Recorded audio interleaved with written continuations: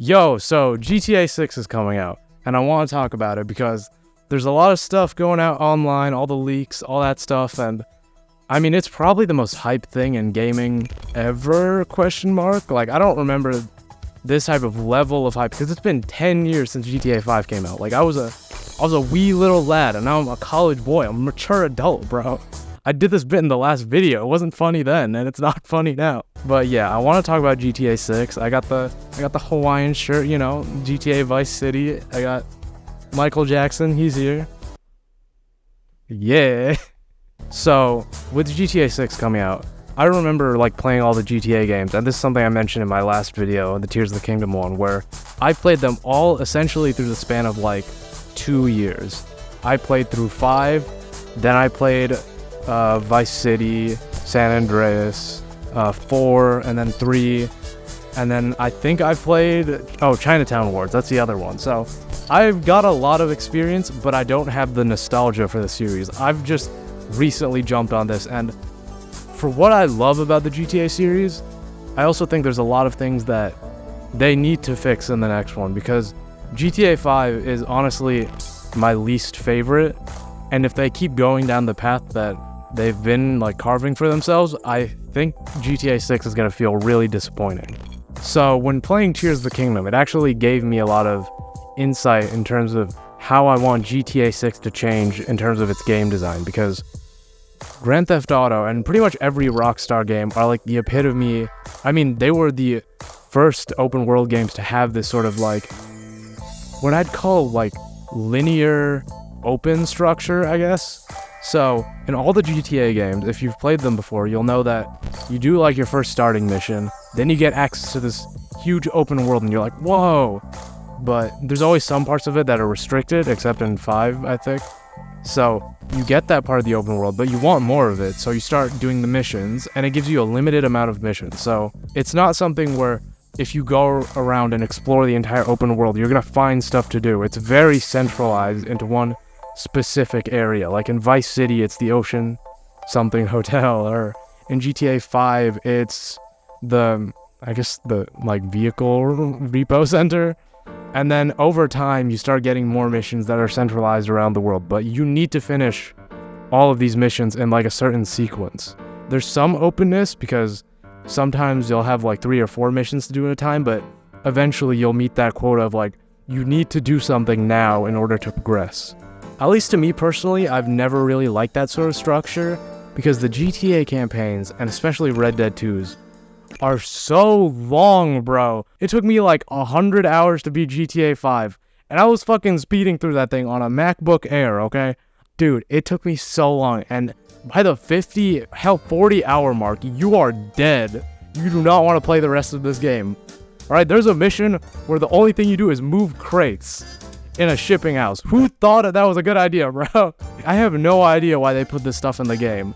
And the thing is, they could keep it in the game, but they could just switch around the structure, and then I'd be totally cool with it. So, my idea for a new GTA 6, in terms of structure, I think they should take inspiration from Breath of the Wild, and honestly, Cyberpunk, I think that's a hot take.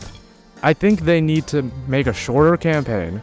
I'm talking 20-30 hours, and then all the other mission ideas that they have, which I still think are good ideas, I think they just need to like sprout them out all across the world.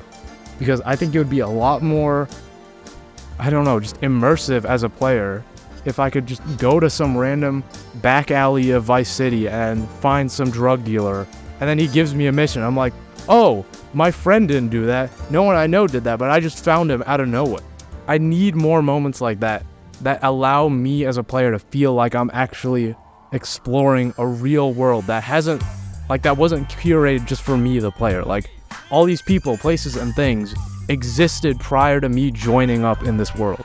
Hell, I wouldn't even be opposed to something like an automated heist system where, you know, there's heists in GTA Online, and there's like 3, I think, in the main story of GTA 5, and they take a lot of like prep and stuff, but I think you could automate those a little, like almost like the quests in Skyrim, because I know those are technically a little automated. You know how in Spider-Man, when you play that game, it'll like randomly generate crimes for you. That's something I would want in GTA 6, where I could either, maybe I could stop the crime, maybe I could help them and be their getaway driver. Like, I'd want more of that, and I'd be cool with it being automated, because, like, yeah, you have that main campaign. And I think this would also help Rockstar storytelling, because something that I've always noticed in their games is because they want to make them video gamey and want to introduce a bunch of new ideas, they end up sacrificing the core, like, hook, the reason why you're playing the game. Like, in GTA 4, I remember being really invested in Nico and his revenge story and Roman and all that stuff. But then over time, you just start meeting all these, like, other people in the city, and I'm like, I don't give a shit about this mafia member and his family. I'm just trying to kill this one single dude, and the game is stringing me along for like 40 hours, giving me all this other shit. And instead of that, move all those missions with other mafia dudes just out in the open world. I feel like it'd be way more immersive. So minus from that, like, massive game design shift, there's some little stuff I think needs to be improved, like the wanted system. Something in GTA 5 that always annoyed the fuck out of me is that there was a silencer pistol, but you could shoot someone with it and everyone around you would know, like, hey, this random bald man has just shot someone in the road. Now we're gonna, like, raggle the entire police squad to fucking kill him. And it's like, if someone's calling the cops in GTA after I've just shot their friend, let me shoot them and then my wanted level goes away. Like, that is the simplest change. And just, like, having better weapon handling and more interactivity with the items, I think. This is something I was thinking about, was in GTA 4, this is such a little dumb thing, but you could throw coffee cups at people. Like, you could bump into them, you could push them, which is great. I don't know why they took that out of the game.